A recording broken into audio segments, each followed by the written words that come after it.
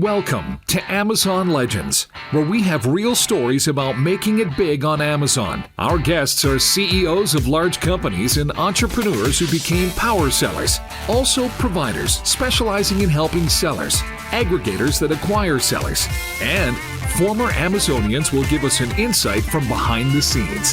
Here is your host, Nick Urison. Welcome to another episode of Amazon Legends. And my next guest today has been a seller, had his own agency for about 3 years, then got headhunted by an agency, and then moved on to another agency. So usually people go the other way around. They go from agency to agency, and then they start their own agency. So he did it the other way around. Today, he is the brand director at My Amazon Guy, one of my favorite agencies, ran by a great guy. And he's also been on my podcast. And it's a full service agency. And he's the brand director there. So when he is not working, he is a big foodie and a chess player, reading and skydiving.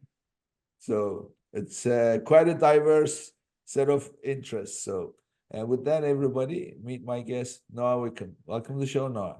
Thank you for having me. No, I'm very excited to be here. That was quite the intro. I haven't had one of those before, but yeah, I've been all around the block with agencies from my own just small time all the way to now with my Amazon Guy. So absolutely happy to be here. So what do you like about having, you've been your own boss, you've been a seller, and now you're working, and this is like having worked for a couple of others. So what can you say is the main difference between being your own boss and doing this? The big main difference at the end of the day just comes down to levels of accountability, right? When you are your own boss, you have to deal with things like HR that I didn't enjoy doing, things like hiring a lot of people, didn't enjoy doing all of those monotonous tasks, right? And you can get through that by hiring people who do those aspects for you, but you have to level up the business enough for that. One of the biggest things that I'm a big fan of my current role, position, everything is the autonomy that I end up getting right now, where I can essentially do things like this, get to come on here, and as well as still get that joy of growing a brand and providing strategies to brands. So it's a lot of autonomy in a different way than your actual business ownership, but it's what I enjoy. And, the biggest part is I just like building things, and that's what really matters. Yeah.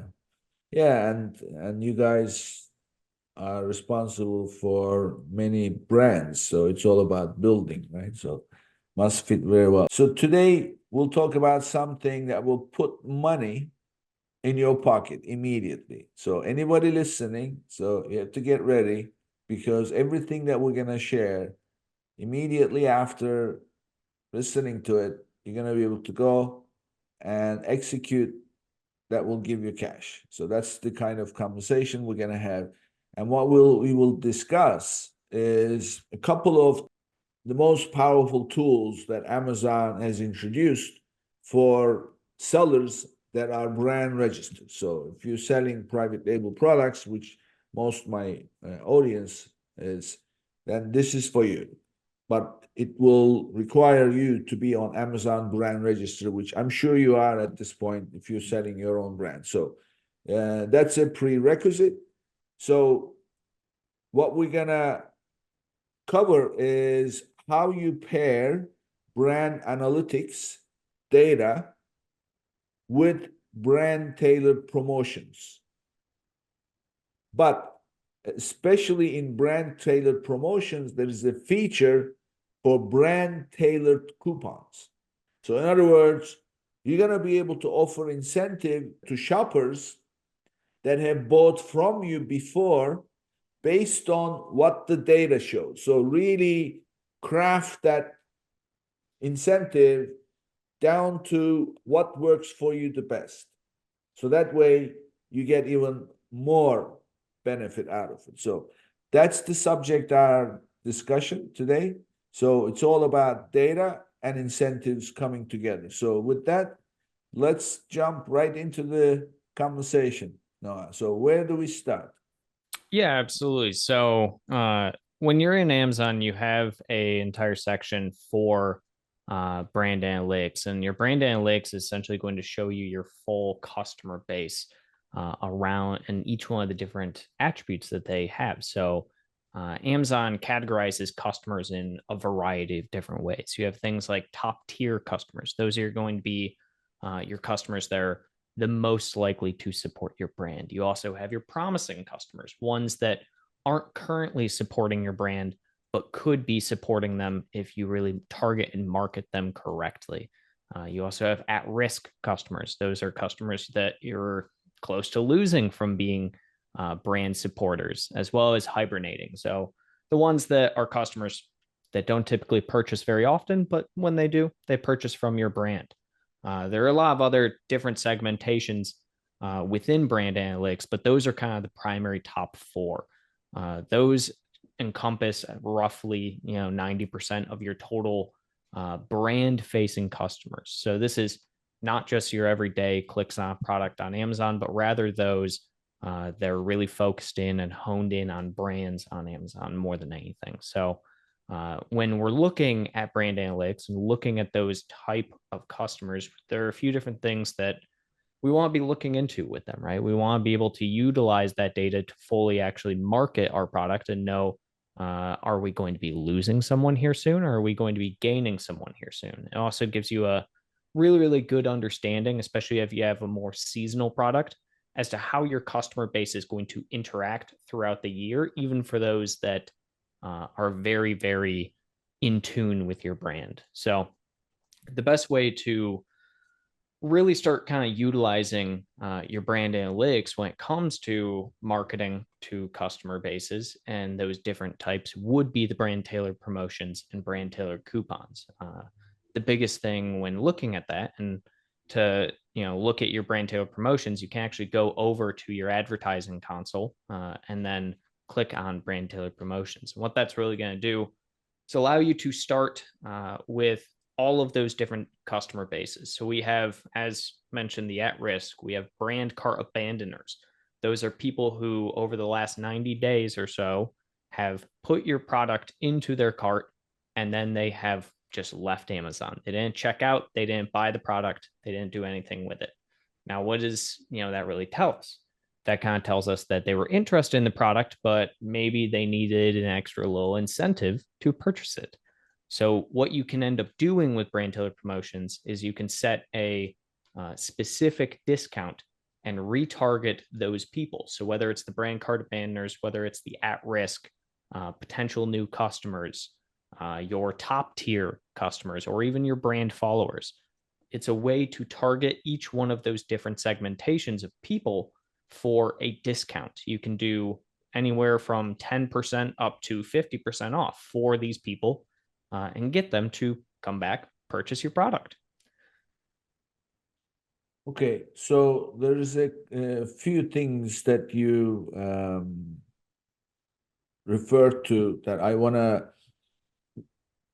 because you know how Seller Central is, things are buried, and unless you know exactly where things are, it's a little hard to find. So as far as profiling the customer, so Amazon is already doing a good job with the data and analyzing that data to put customers in different buckets, right? That's what you were referring to earlier. So if you go to, in your Seller Central menu, you go to brands, and then under brands, you go to brand analytics.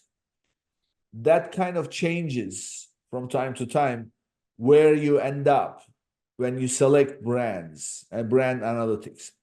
But the option that you're looking for is customer loyalty analytics. Correct. Right? Yep. So you're wanting to go to that customer loyalty analytics. That's the section that really is going to give you the overall customer breakdown for your brand. You can also change the actual time frame in which you're looking at. I typically, for instance, will look at a quarter to quarter view. That's going to give you a really good understanding of where your last quarter was at. When setting up the brand tailored promotions, though, I like to look at it from either a weekly or a monthly view. That way, we can get the most updated information there is on your customer segmentation. Okay.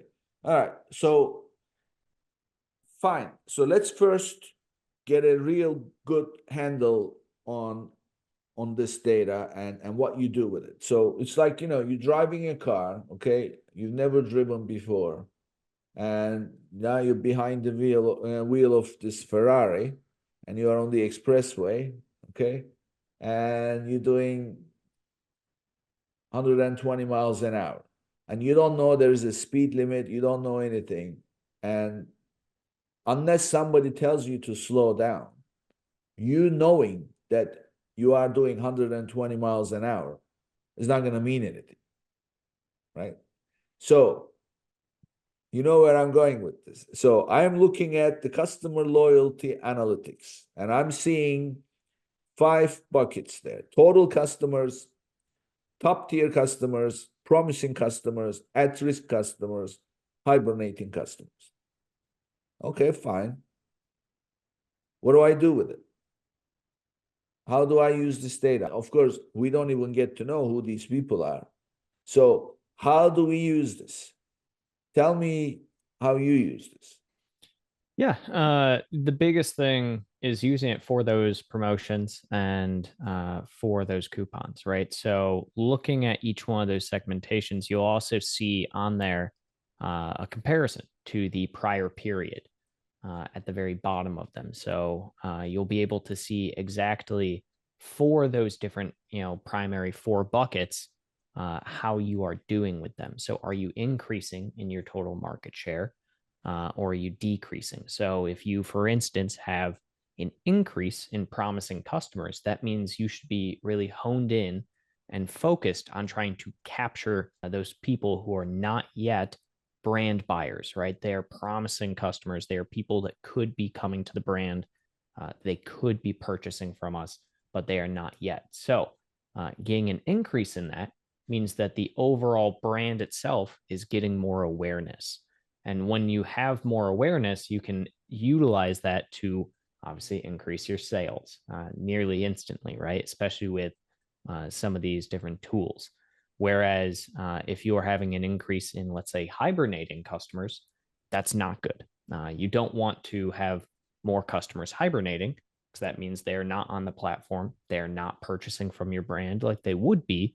And it's, not good to have more of them. You want people purchasing from you rather than people not purchasing at all. Same thing with at risk. You want to decrease the number of at risk customers you have. The way, obviously, to do that, retarget. And that's what all of this kind of comes back to is brand analytics, this customer segmentation, and the brand tailored promotions. All of it is a retargeting platform, right? You want to be able to keep customers you have because on Amazon's platform, it's very different, right? It's a marketplace. You have the customers are already there. You just have to be the one to capture the customers, right? So when you are in Amazon, you're competing all the time for that viewership, for the eyes on your product, and for that sale from the customer. And this is just another one of those tools to make sure you can keep the eyes on you more than your competitors. So what makes a customer, in terms of Amazon's criteria, promising customer? So a promising customer is one in which they are not currently a buyer from your brand, but they are likely to purchase from your brand based on Amazon's own algorithm, where they are seeing the purchase history, purchase trends of this person, and believe that by that segmentation, they would be likely to also purchase your product. Great way to look at this is if I am someone on Amazon purchasing, right, and I buy graham crackers and I buy chocolate, I may also be someone who will buy marshmallows, right? And especially if I buy marshmallows from a competitor, that may be someone or where I would show up in someone else's promising category because it's likely that they could target me as a promising person who frequently buys the ingredients for s'mores and try and get me to purchase from them next time. Okay. So promising customers have purchased from you before, though. They are not just shopping around. They purchased from you. Correct. So you can have some who have purchased from you, but it's not necessary to be in the promising category. Okay. Translate things to just conventional life, right? So you are walking down the street and then you notice a store that sells, I don't know, sandwiches. Okay. You buy a sandwich and you love the sandwich. You're going to go there again, right? So when you go there the second time, people will, especially if you go like fairly after a following day or a very short time, they'll remember you. And then before you know it, now suddenly you are on your way to being a promising customer, right? So because this is now you becoming a regular. So that's the pattern usually. And I'm assuming this is very easy to track with data. And I'm sure Amazon is doing that, right? Yeah, the best way to look at it is promising are people who purchase regularly, spend a lot regularly on the platform, and they're going to be above average compared to most other customer segmentation. There's someone that is around you all the time, as you mentioned, the sandwich shop, right? They're coming into the sandwich shop very often, right? They're typically buying a higher load than someone else, and they're going to be someone you want to continue coming back and back and back. And then also they are more likely to make a purchase when you make an offer because they are familiar with you and then they trust the brand. So, okay, so we understand the value of the promising customer. So it's, this promising customer is a broad-based bucket because most of the people are there. There's only, it's like the 80-20 rule, right? So it's a very small percentage will be spending the most money.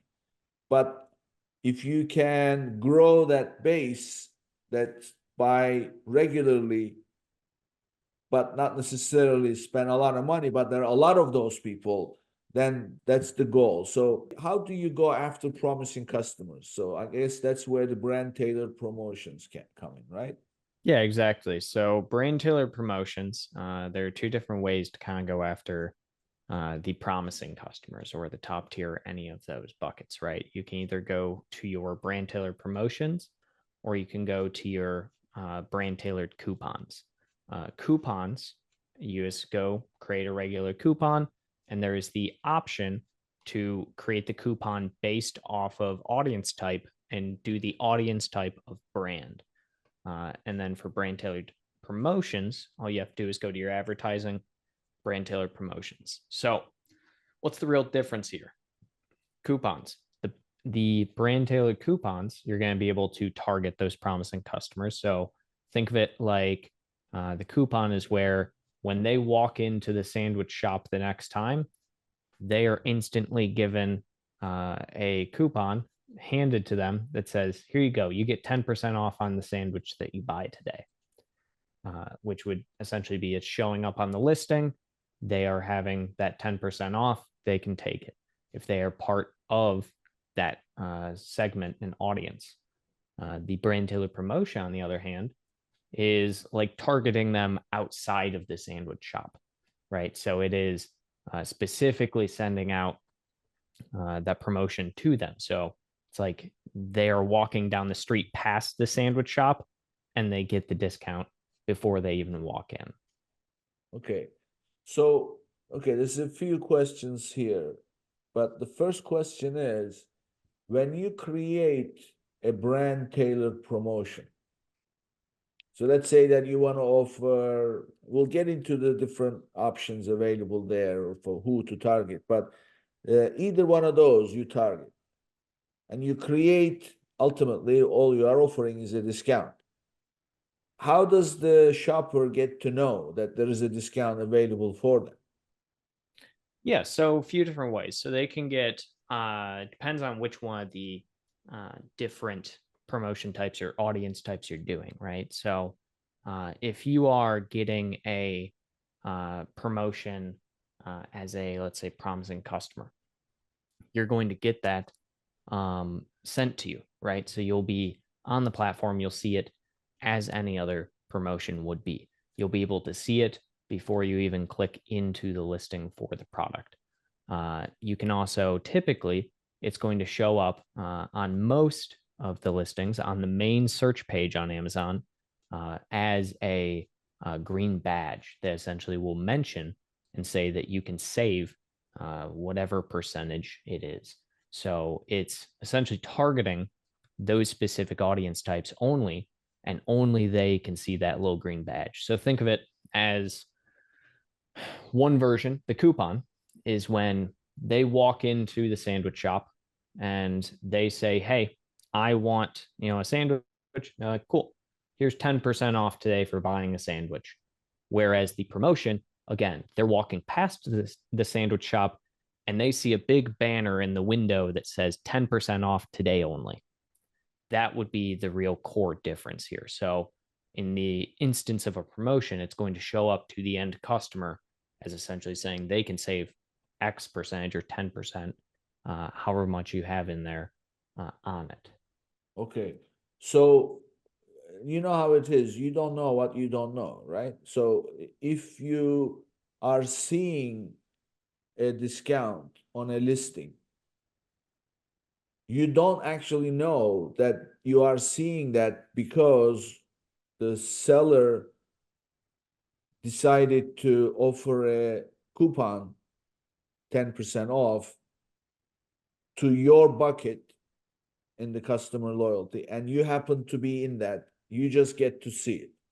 Correct. You and a friend are walking past the sandwich shop at the same time, and only you can see the banner up in the window. Your friend can't, though, and they think you might be a little crazy for it. But yeah, essentially, if you are in one of those buckets that is being targeted, you'll see it. Other customers won't. So it's interesting because it allows you to really segment the audience type, right? That you are targeting to purchase your product, because you don't want to necessarily give that discount incentive to a regular customer that is likely to purchase your product without it. So it really is tailored, brand tailored promotions to getting all of those customers that you're unsure if they're actually going to be purchasing your product, to get them to purchase it. As again, price is the number one incentive on Amazon, right? It's number one converting factor. So the brand tailored promotion and the brand tailored coupon, they both work the same way, that the customer ultimately sees a discount. The brand tailored coupon, it shows that sticker on the listing when they do the search. How does the brand tailored promotion work?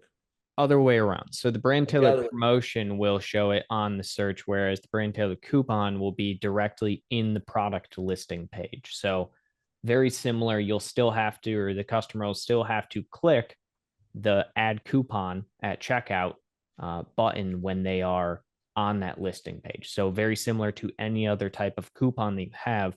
The difference being is that the audience that you're targeting, right? So it's still that aspect of being able to just target those specific customers rather than normal coupons where you're just targeting everyone across Amazon, right? Okay, let me understand this clearly. Brand tailored promotions, those customers that, let's say that you are targeting the top tier customers and you are offering 10% off to top tier customers. If you create a brand tailored promotion targeting top tier customers to offer 10%, and that customer comes to the Amazon, does a search results show 10% off next to the listing. Correct. And when they click the listing, they go to the page, they see the 10% off still or not? Yep. So they'll still see it there and everything. A big aspect that people need to consider here, though, is that promotions and coupons pile up on top of each other. So an issue that I'll see people do a lot is that with these especially is that they will have a brand tailored promotion for the top tier running, and then they'll also have a brand tailored coupon for top tier running. And that way you're ending up essentially getting them in the door from the search because they see, oh, I get 10% off. And then once they're on the page, a little bit more incentive, they can click that coupon, get another 10% off. Okay, so they are stackable. So this is something that I want to talk about in a minute, but I just want to get it clear. So brand tailored coupon for the same top tier customer, when they come to the search page and they do the search, they don't see the 10% off? No, they'll see coupon available as normal. So they will see that, but they won't see specific. If you search on Amazon right now for any product, you'll be able to see coupon availability on certain products. But no, the coupons are always going to be internal on the actual listing of the product, not on search. Okay. All right. So now going back to the stacking. So I've actually had this experience. So in brand tailored promotions, one of my clients had this. You have those that cart abandonment, those that are in the cart, so you can target them. So he created one promotion offering them X%. So if people have up to 90 days, right? Somebody can put something in their cart and keep it there up to 90 days. It stays there. And during those 90 days, by creating this promotion, you can target them and offer them a discount to complete the purchase. So they call it brand cart abandoners. Mm-hmm. Okay. So he did that. And then there is also one that's about brand followers. So he did that. And then they got combined. So for those listening, make sure that you do not offer multiple discounts for multiple buckets, because some people will qualify for more than one of those buckets, and then they'll get everything available. Yeah. So the thing that's interesting is that when it comes to like brand tailored promotions, right, is that each one of the different audience segmentations is a different bucket. So you'll see, for instance, like at risk, we'll say 20,000 people. That 20,000 people is completely separate and different than any of the other people on the rest of the promotions. Whereas, for instance, someone who is on brand tailored coupons might not be. So you can have that situation pop up. It's rare, but it can pop up. Usually Amazon seems to try and keep everyone into one single bucket, right? Problem that I usually see happen more frequently is, for instance, brand cart abandoners. Let's say you do a brand tailored promotion for that for 90 days, right? Because it has a 90-day segmentation. Well, that 90 days, if you go to brand tailored coupons, they have two different versions. They have one for 90 days and one for 7 days. And I see a lot of people try and do a higher discount on the brand cart abandoners for 7 days. And that bucket usually will overlap with the 90 days. So more frequently, I see it with that, where someone will do a promotion for the 90-day people and then also a coupon for the 7-day people. And now you have someone who's getting, 45% off their order from promotions and coupons, all because they forgot to click checkout. I have a question for my listeners. Are you experiencing cash flow challenges with your Amazon business? Well, silly question. Who is not, right? So let me introduce you to Viably, a unique solution tailored for Amazon sellers and e-commerce enterprises. By connecting your Seller Central or Shopify account you can promptly access funding along with a variety of financial tools, all for a flat fee. It's as simple as that. And for my listeners, they are offering an extra $1,500 in funding for eligible applications. Start your quick and easy application today at runviably.com/legends. And that's runviably.com/legends. Yeah. Yeah. So, I mean, 7 days, somebody who's had it in their cart for 7 days also qualify for somebody who's had it for 90 days, right? So they'll qualify twice. So it's important to make sure that you do not overlap and think about this carefully. So just to clarify again, to show people, your brand tailored promotions are under advertising, and you go to your menu, select advertising, and under advertising, go all the way down. It's the last menu option called brand tailored promotions.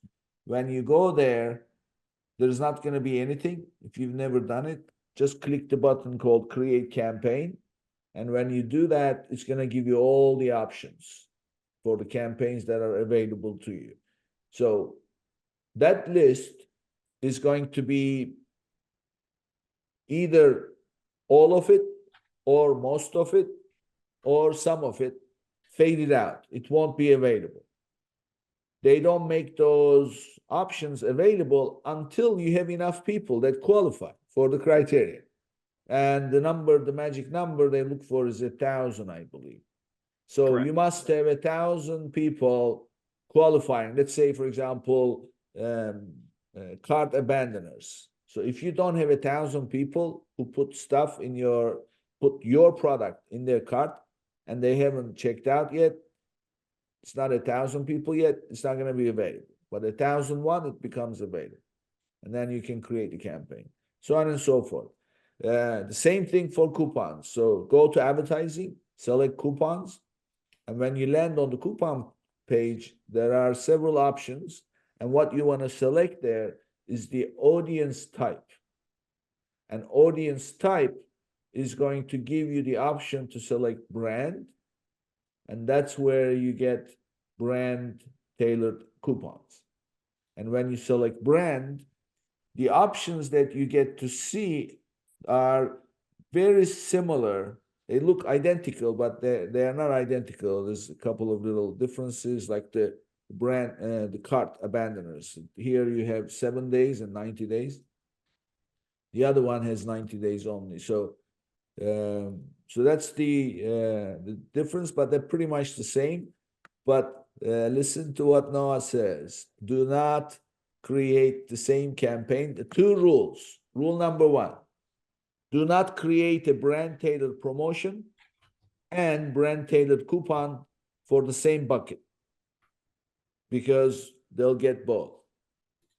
Rule number 2, when you're selecting the promotions, multiple promotions you're creating, make sure that the criteria does not overlap. The best example is those who have items in their cart but haven't checked out in the past 7 days also qualify for those who have items in their cart but haven't checked out in the last 90 days. 7 is part of 90. So do not have those 2 coupons at the same time. Only use one. And once the one expires, because these expire, right? Correct. So, yeah. Once they expire, you start the other one. And also, it's a good idea to test. It's a good idea to test which one is working best for you. So that would be the way to go about it. So have I summarized it? Okay, Noah? Yeah, you have. Absolutely. Cool. So what I want to talk about now is actually a little bit more going back to brand analytics and looking at the customer loyalty analytics. What I'd like you to do is give us your recommendations for the kind of brand tailored coupon and uh, brand tailored promotions for each one of these buckets that, in your experience, that works the best. What I'm talking about is because they're not one-to-one, right? So you don't go to loyalty and then say top tier, and then you go to brand tailored top tier. That's not like that. Well, it kind of is, right? So they do have it where essentially it matches up pretty closely, right? There's going to be some fluctuation there. That being said, it's still good to look at your analytics to get a better understanding of whether or not, certain promotions or certain customer facing bases are improving or not, right? So take, for example, like I said, top tier. We can, in brand tailored promotions, do a one-to-one there almost. So they have two different versions of top tier for brand tailored promotions. They have regular top tier. Top tier, for those who are curious, are customers who purchase recently. They spend the most, and they are just customers in general who buy a lot on the platform, not necessarily from your brand, but on the platform. They also have declining top tier as a audience type. Declining top tier are customers who have purchased from the brand's top tier. So they are a part of the top tier market, right? Still technically, but they're predicted to spend less. That prediction, I'm not sure how Amazon does it, but they come up with something, right? So what they're essentially doing is, let's say you're someone who in 2022, you purchased $25,000 worth of goods on Amazon. And then in 2023, you purchased $20,000 worth of goods on Amazon. And then they're going to assume, Amazon that is, that you're probably a declining top tier customer because you are purchasing less and less every year. Now, is that exactly how they determine it? Not sure. But what can we do with this information? We know we have top tier. We know we have declining top tier. What you can do is you can set up two different types of promotions. You can do a top tier promotion, right? And you can try and target those people directly. Now, bear in mind, again, I don't typically like top tier promotions. Why? They're people who already purchase a lot and they already spend a lot on Amazon's platform. The likelihood that a promo of some kind is going to entice the top spenders on the platform is unlikely. They'll probably purchase your product one way or another. Now, declining top tier, though, are people we would want to go after. They are people who Amazon has a vested interest in as well in keeping on the platform and trying to really push and whatnot. So for declining top tier, let's say you have 2,000, 2,500. I would definitely look at doing a brand tailored promotion for those. That's going to be getting, declining top tier people, again, who used to spend a lot or spending less back in the mixture. And if you retarget a declining top tier, you might turn that declining top tier into someone who is a brand follower. Is really the end all be all here. Make them a brand follower, get them to be a returning customer at the end of the day. That's really how you should use, from like the brand analytics section, something like top tier. So really go after the declining ones, because that's where you're going to get the most value, because the other ones, it's always the same, right? So you start going to a store, you're there every day, you eat their sandwich, and after a while you become part of the furniture and accept that you're no different than any other customer, and they start to take you for granted. And then one day they piss you off, and then you walk and you don't go back. It is, yeah, it's very much like that. And a big thing as well is like a big one that I always like targeting as well, high spend customers, or sorry, not targeting, I should say. High spend customers is in fact an audience type in brand tailored promotions. What is high spend customers? It's just a segmentation of 5% of sampling of the brand's highest spending customers in the last 12 months. So it's kind of that exact, yeah, you're part of the furniture. It's, why would you go ahead and target necessarily someone who is in the 5% of your highest spending people, right? Sure, there's the idea of, yes, get some goodwill in there with people who are frequenting your products and your business and frequent purchasing from you.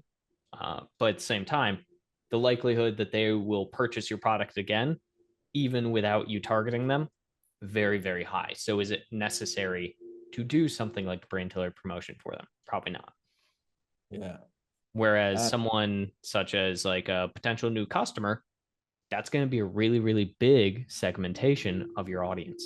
Potential new customer is something that I always, always will recommend you should have some form of brand tailored promotion running on at all times. Because that potential new customers, those are people that are walking past on the street and you want to get them in the door as soon as possible. Yeah. And also brand followers, right?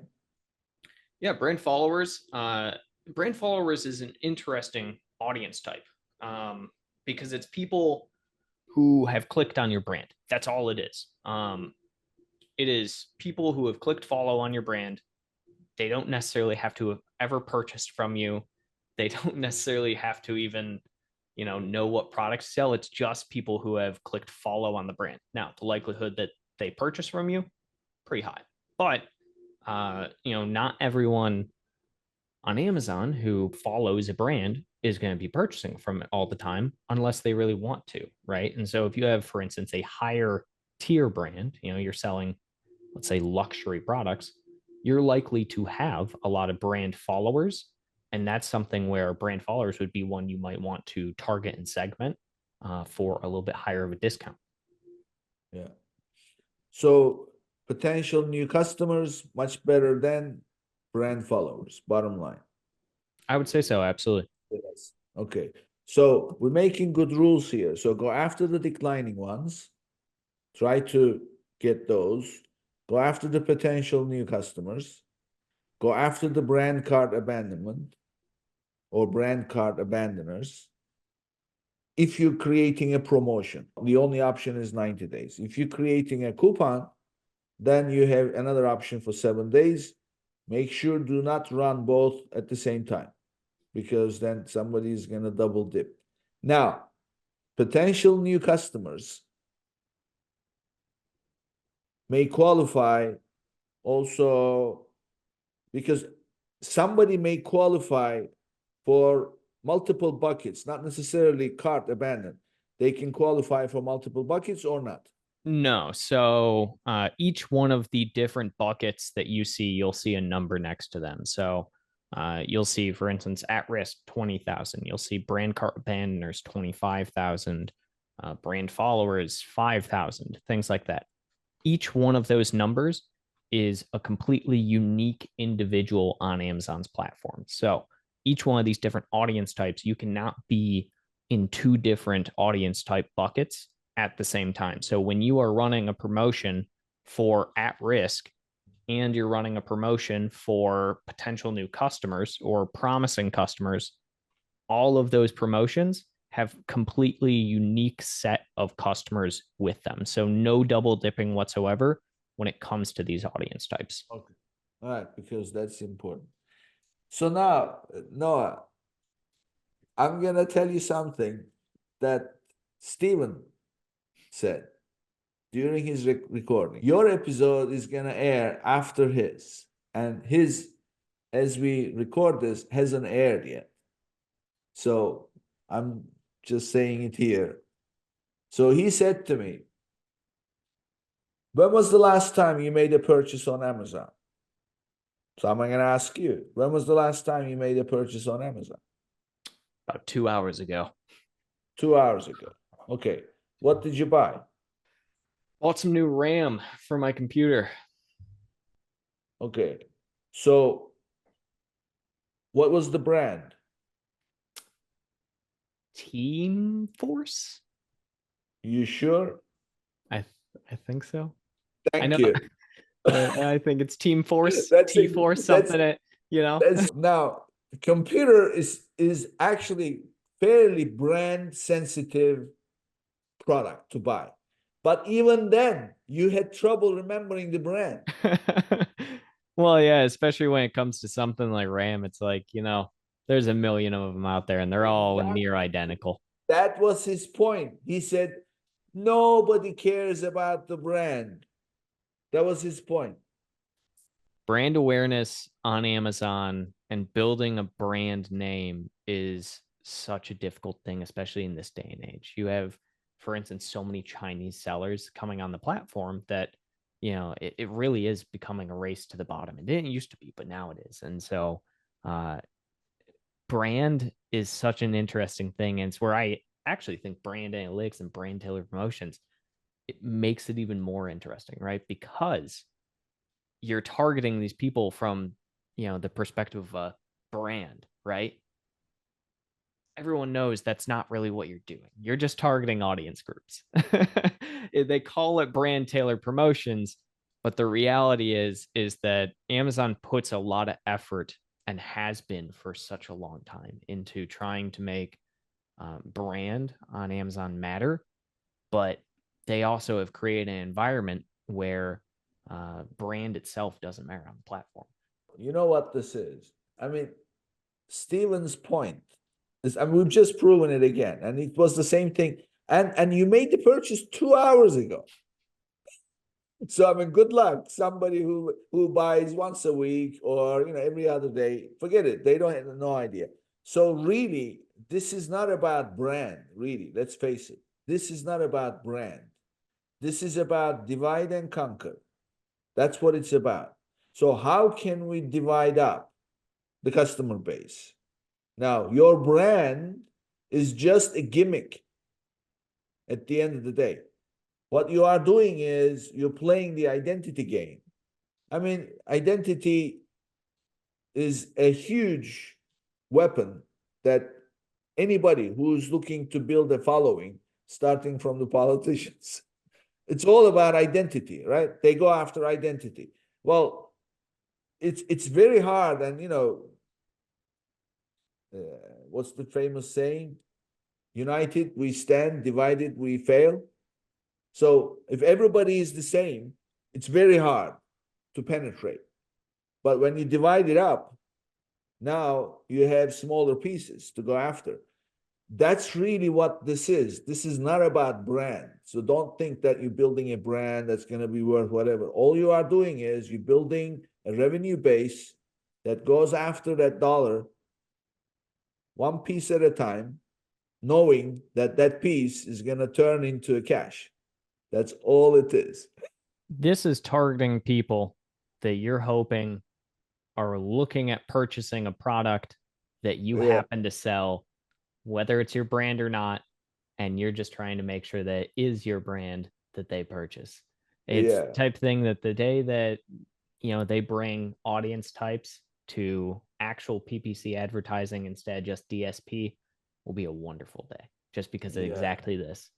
It's not really the brand that we're focused on here, it's the audience, and they're just segmenting it to make it easier for us to know what to hit and what not to.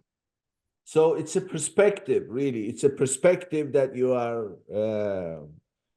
really changing, with this approach. Don't think about it, oh, people following me. It's not that people following you. It's that people who happen to do certain things, that's what you're targeting. So maybe thinking along those lines, or so somebody who does this, what else do they do? Then I want to be there, right? So it's the same thing. It's like the sponsorship. Like, for example, one of my favorite examples is this company, these guys actually, two guys, I think, two partners, they create this razor. It's for people who bald or balding people who want to shave their heads. And you and I wouldn't know this, but if you're shaving your head, it's not the same as taking a razor and shaving. Apparently, it's first of all, it's the back of your head, right? So, but also it's the shape because it's curved. So when you're shaving, you're using a razor, it's flat. But when it's your head, it's curved. So they created this razor that you can almost like a glove. It fits into between your fingers, and then it's curvy, so it fits into your head. And they created this all because they were all balding and shaving their heads and constantly bleeding, cutting, whatever. And they create this product. Well, guess what they become a sponsor of? Harley Davidson. Something to do with bikes, because they found that a lot of the people, riding bikes, they were balding. So they say, oh, and then another event and another event and another event. So they are building their brand, so to speak. But I mean, let's face it, they're not building their brand. They are just simply targeting those people and associating themselves with, what they have in common, so that they can take the money in their pockets. That's really all it's about. It's not really such a genius. Now, if you're talking about Apple, that's a whole different story. Now, that's a cult, right?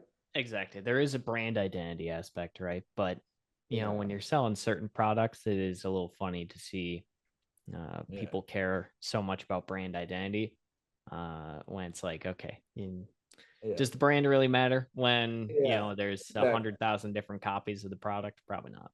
Yeah. So think about what it is that people have different types of people have in common in terms of what your product offers. And then going after those audiences is really the way to build your revenue base. Well, it's an interesting conversation, but this is fairly new, both brand tailored promotions and brand tailored coupons, and customer loyalty analytics, definitely new, because if you ever selected brands and then brand analytics, it always put you on search query performance. Now it puts you on customer loyalty analytics. So that's how you know it's new, and they want you to pay attention. Okay, well, great conversation, Noah. So let's now get to know you a little bit. So tell us about Noah Wickham. Where did you grow up? What was it like when you were growing up? Were you a numbers guy, brand guy, entrepreneur? What were you? I've grown up and lived in Michigan in the US my entire life. And it's interesting because uh as a very young kid, I actually wanted nothing more than to be a computer programmer when I was really young. My reasoning was simply because I saw Bill Gates, who was the richest man in the world at the time, and I was like, I want to be the richest man in the world. And I thought Bill Gates, computer programmer, and so I always thought that's the way that you get there, right? It wasn't until my later years that I very much quickly realized, oh, Bill Gates did not become the richest man in the world by being a computer programmer. Bill Gates became the richest man in the world by building an amazing company that services billions of people, right? So I tell that to pretty much anyone that I'm talking about when it comes to business, Amazon, e-commerce, just from the aspect of you may start building something and you may start in a certain area, but it can lead you down to a way different path. My love for computers and technology, computer programming, gave me a very good foundation for getting into e-commerce and building brands and helping people. A lot of what my prior agency experience was based around was uh, doing a lot with technology, right? Helping figure out technology initiatives to help the overall brand and the overall business. And it's interesting just how the evolution of things, and to kind of bring it back to today's conversation, similar to the thing, you may start out with certain product or a certain brand and you're thinking this is your target and this is who your target market is. uh, Look at your audience groups, audience types.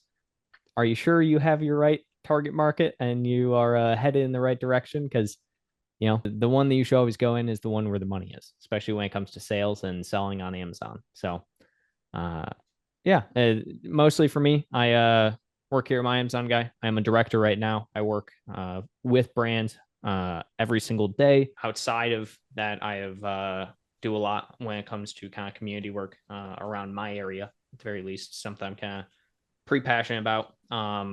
Right now, I focus very heavily a lot of my external communication type stuff, LinkedIn, for anyone that is interested at any point in time, post daily content for pretty much people. I love educating people. Similar to this podcast, I do a weekly one on Fridays where I do live Q&A.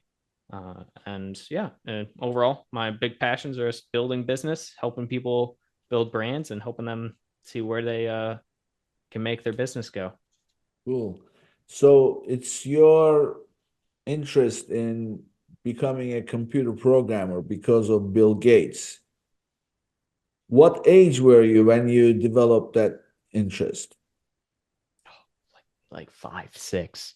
So it was the fact that he was rich that was the only attraction? It's the only thing. I was only 5 or 6, and I knew I wanted to be really wealthy. Are we Bill Gates level? Not even close. But am I enjoying what I'm doing on a daily basis? Absolutely. Yeah. So since you like Bill Gates so much and the story, I'm gonna mention a movie to you. Perhaps you've seen it. It's called The Pirates of the Silicon Valley. Have you seen it? I have actually, yes. It's a great movie. It really is. That's how it started. And there is a scene in that movie, talk about Bill Gates and then talk about being a programmer. He was not a programmer at all. In that scene, they've just been to see Apple. They've seen their building. And in fact, him and what's the name of the COO, the bald guy, the high energy guy, Steve? Oh, yes, Steve. Yeah, Steve, I forgot the last name, and Paul Allen, right? Three of them stand in front of Apple. They have a meeting. They're gonna go in, but they're looking at the building, completely admiring. And Bill Gates says, "We got to do something with these guys."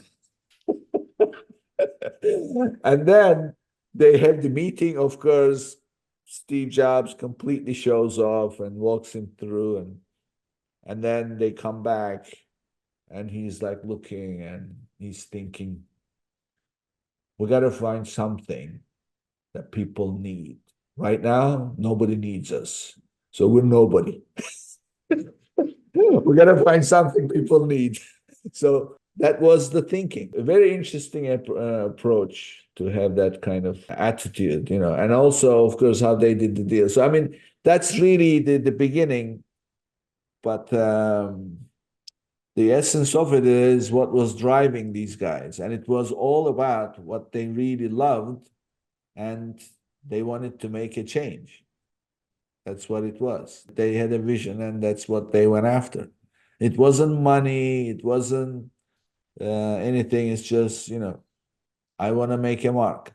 I think it's a great lesson as well, especially because I always laugh at, my 5, 6-year-old self, because I look more back on it, everything. And when I was that young, I would explain being like, oh, he's the richest man in the world, and that's why I want to be. And the reality being is that I've always been someone where I think it wasn't so much about him being the richest man in the world, more so the idea of how much success you have to be the richest man in the world, right? There is a great saying, you find out how wealthy you are when you lose all your money.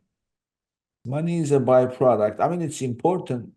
I also have another saying, if you have money, you have honor. If you don't have money, doesn't matter how honorable you are. People will walk all over you. I like that one. So that's another one. All right. So Noah, great conversation. I love your motivation and this particular topic. I'm sure that, as I mentioned, everybody just go look at your numbers and then create the brand tailored promotions, create the coupons, make sure don't overlap, and immediately you're gonna get sales. There's no question. There's no question. By the end of the day, you're gonna get sales that you would otherwise not have.